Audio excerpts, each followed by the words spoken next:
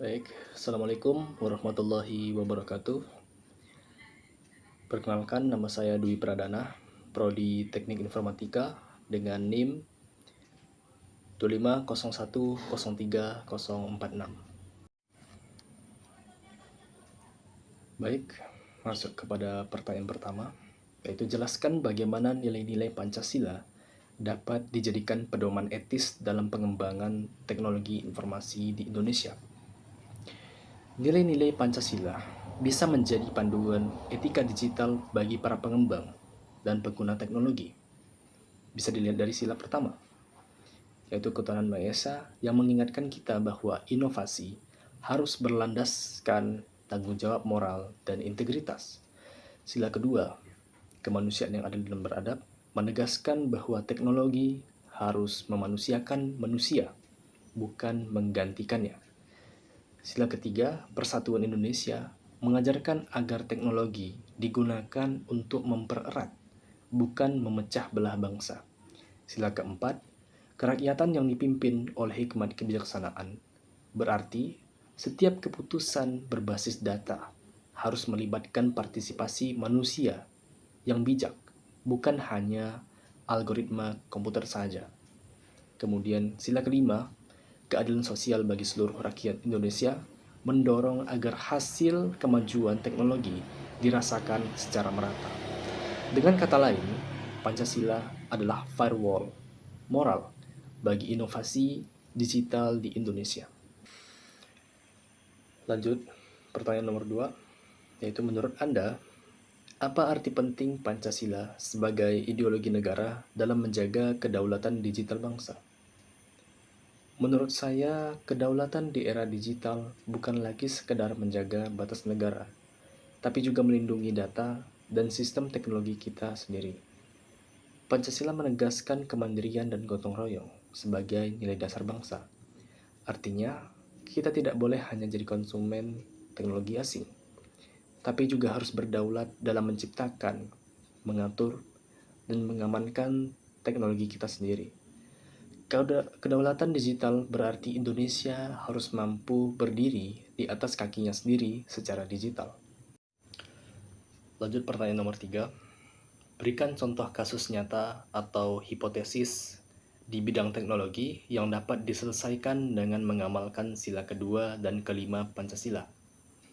Misalnya kasus penyalahgunaan AI face recognition yang mengancam privasi pengguna. Dengan menerapkan sila kedua, kita menghormati hak asasi setiap individu. Jadi, tidak ada data yang boleh digunakan tanpa izin si pemilik wajah. Lalu, dengan sila kelima, kita memastikan teknologi seperti ini tidak hanya menguntungkan pihak tertentu saja, tapi memberi manfaat bagi semua. Misalnya, untuk keamanan publik tanpa melanggar hak pribadi. Dua sila ini membentuk sebuah keseimbangan. Teknologi bisa canggih, tapi tetap beradab dan juga adil tentunya. Lanjut pertanyaan nomor 4. Bagaimana prinsip keadilan sosial bagi seluruh rakyat Indonesia dapat diterapkan dalam pemerataan akses teknologi dan pendidikan digital? Keadilan sosial berarti semua rakyat berhak menikmati hasil kemajuan digital. Bukan hanya mereka yang tinggal di kota besar. Pemerintah dan masyarakat mestinya bekerja sama untuk memperluas jaringan internet hingga ke daerah pelosok, memberikan pelatihan literasi digital, kemudian menyediakan perangkat terjangkau untuk pendidikan. Dengan begitu, digitalisasi bukan hanya untuk yang mampu saja, tapi juga untuk yang mau belajar dan juga berkembang. Nomor 5. Jelaskan bentuk penerapan sila keempat atau kerakyatan yang dipimpin oleh hikmat kebijaksanaan dalam permusyawaratan perwakilan dalam proses pengambilan keputusan berbasis data atau sistem kecerdasan buatan. Sila keempat mengajarkan tentang musyawarah dan kebijaksanaan. Dalam konteks artificial intelligence, ini berarti keputusan berbasis data tidak boleh sepenuhnya otomatis tanpa pertimbangan manusia, Misalnya dalam sistem rekrutmen berbasis AI, harus ada proses verifikasi manusia agar keputusan tetap adil, transparan, dan manusiawi. Teknologi memang membantu, tapi kebijaksanaan tetap harus dipimpin oleh manusia, bukan mesin komputer.